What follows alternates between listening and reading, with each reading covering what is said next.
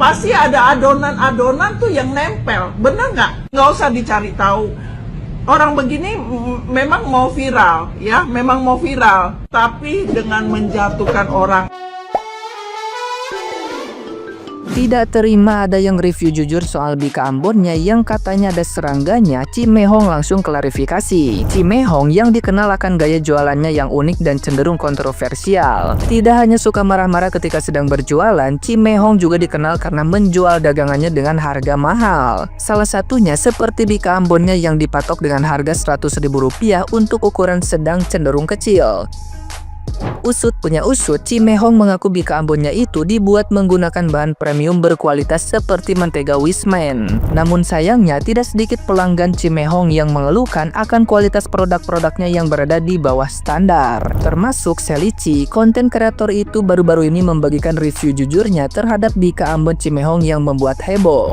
Bagaimana tidak, ketika sedang melakukan review itu, Sally justru menemukan seekor serangga di dalam Bika Ambonnya. Netizen yang budiman pun mempertanyakan penjelasan dari Cimehong soal serangga di dalam makanannya. Mendengar namanya menjadi viral di media sosial, Cimehong akhirnya buka suara melalui siaran langsungnya baru-baru ini. Dalam salah satu potongan video yang diunggah kembali oleh Sally, tampaknya Cimehong tidak terima dengan tudingan tersebut. Alih-alih meminta maaf dan mengakui kesalahannya, Cimehong malah mencurigai Sally sengaja memasukkan serangga itu. Dirinya bahkan mengatai Sally dengan menuding wanita tersebut hanya ingin numpang tenar dengan menjatuhkan namanya. Melihat cara Cimehong melakukan klarifikasi sambil ngamuk, tidak sedikit dari netizen yang budiman menyebut Cimehong anti kritik, angkuh, dan arogan. Nah, gimana nih menurut netizen yang terhormat? Silahkan berkomentar ya. Lucu yang terbaru, Cimehong dikritik malah marah-marah, malah bilang pansos. Masalahnya yang dikritik itu makanan lu ada serangga. Ya gampang, harusnya lu minta maaf aja, bukan malah nyalahin, bilang orang pansos, bilang cari perhatian. Kalau marah-marah cerewet kayak gitu oke lah, mungkin itu strategi lu ya jualan. Ala-ala mama, ala cici judes lah gitu ya. Ya tapi ini kan lu udah salah ya. Makanan lu ada serangga, otomatis lu harus mulai itu dengan minta maaf dulu. Bukan menyalahkan orang lain, bukan menyalahkan orang yang nge-review makanan lu gitu loh. Cimehong, orang itu nggak bakal cari panggung. Cimehong kan dia nge-review. Kalau memang produknya bagus, enak, berkualitas, pasti banyak yang beli, banyak yang nggak ngehujat. Tapi kalau memang ada kotoran di makanan Cimehong, ya bukannya klarifikasi, mohon maaf, bukannya malah nantangin, cuma dibilang cari pansos, enggak gitu Cimehong. Kebanyakan orang tuh pengen harga murah meriah tapi bersih dan berkualitas.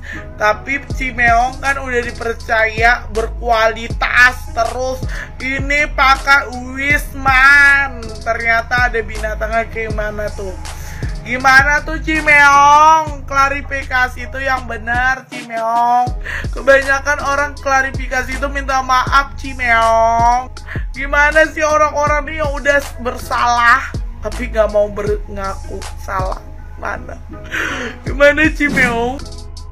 Cimehong gak terima saat ada tiktoker yang nge-review dagangannya itu nemuin serangga di dalam Bika Ambon yang dia beli. Ini serangganya nih, tapi Cimehong tetap gak terima dan dia bilang kalau tiktoker ini tuh lagi pansos. Awalnya sih gue sepemikiran gitu ya sama Cimehong kalau orang ini tuh paling pengen viral doang. Tapi pas gue lihat video nokatnya, beneran ini serangga tahu. Meskipun serangga ini tuh bukan kecoa, tapi jujur gue geli banget liatnya. Dan hebatnya si Sally ini tetap mau makan kuenya meskipun jelas-jelas dia tuh tahu kalau di dalamnya tuh ada serangga. Mungkin karena mehong kali ya. Lagian kata gue mah Cimehong ngapain sih mesti nggak terima, padahal ini tuh kritik yang membangun tahu. Nextnya bisa lebih teliti lagi dong Cimehong. Secara harga dagangannya juga kan mehong. Dapurnya bisa lebih ditata lagi, maybe takutnya orang-orang tuh salah persepsi. Dapurnya Cici tuh disangka ruangan kremasi.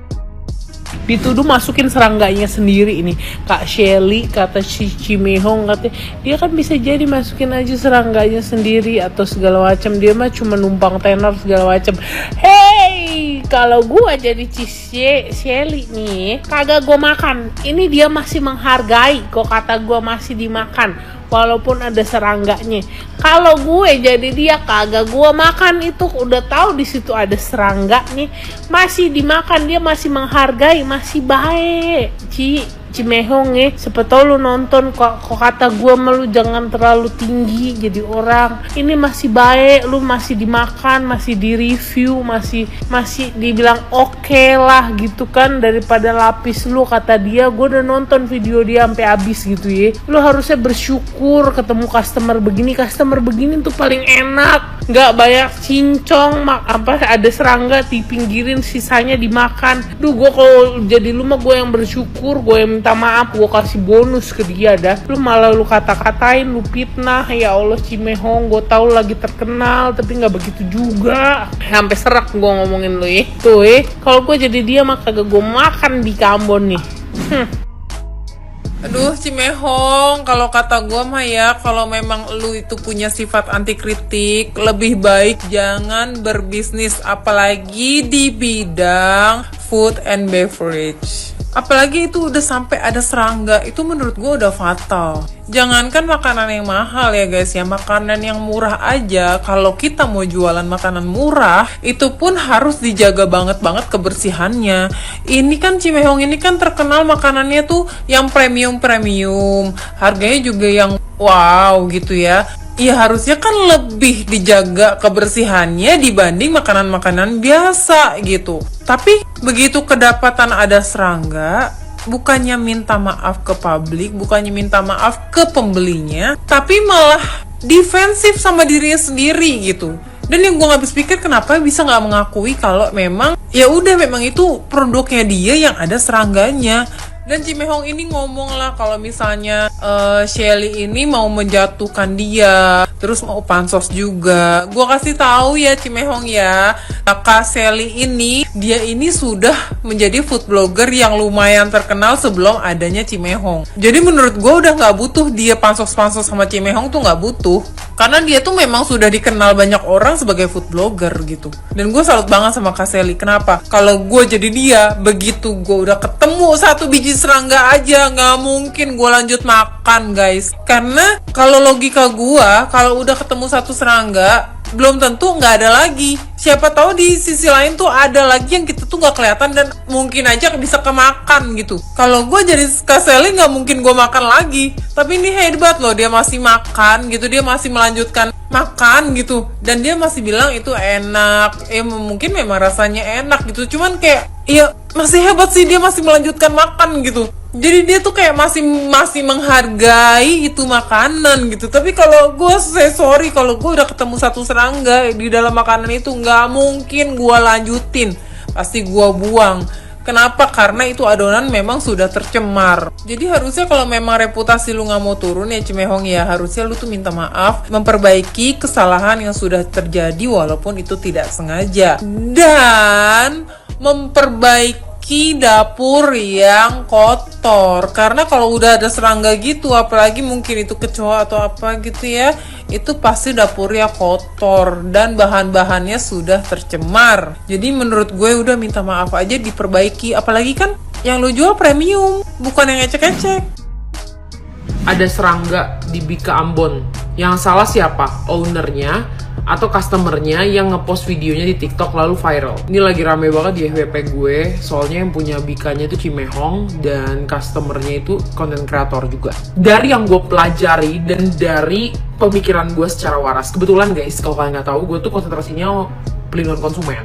Jadi kurang lebih beberapa tahun belakangan ini itulah undang-undang yang gue baca sampai mumet lah ya intinya. Dan keluarga gue itu run a business in F&B gitu. Jadi bisa dibilang I spend my life in F&B business. That is why I know seharusnya gimana sih as owner of a brand, terutama makanan, lo harus react ketika ada orang yang mengkritik makanan lo.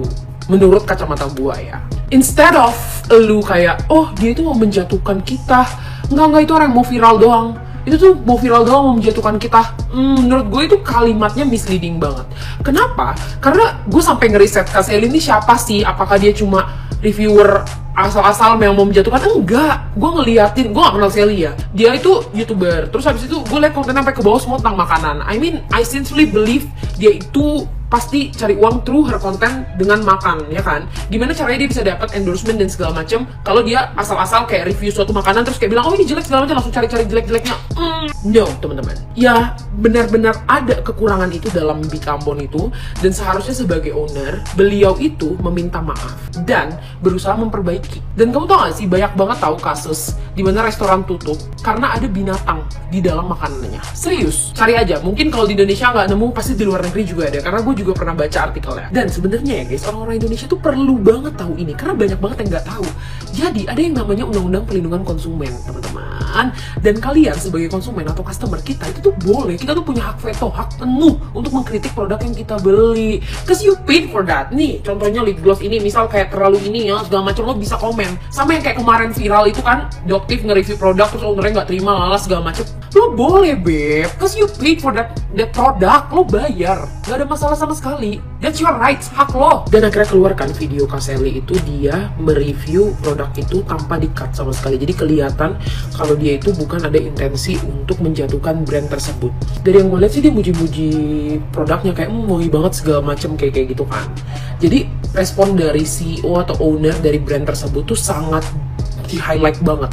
Bagaimana dia secara bijaksana merespon dan react atas komentar-komentar dari customer yang beli produk di dia. Tapi sebenarnya boleh juga langsung ngomong ke pelayannya daripada memviralkan, itu hak juga, hak dari si customer tersebut. Tapi kebetulan yang beli ini konten kreator dan memang dikontenin. Gimana menurut kalian? Siapa yang benar? Siapa yang salah?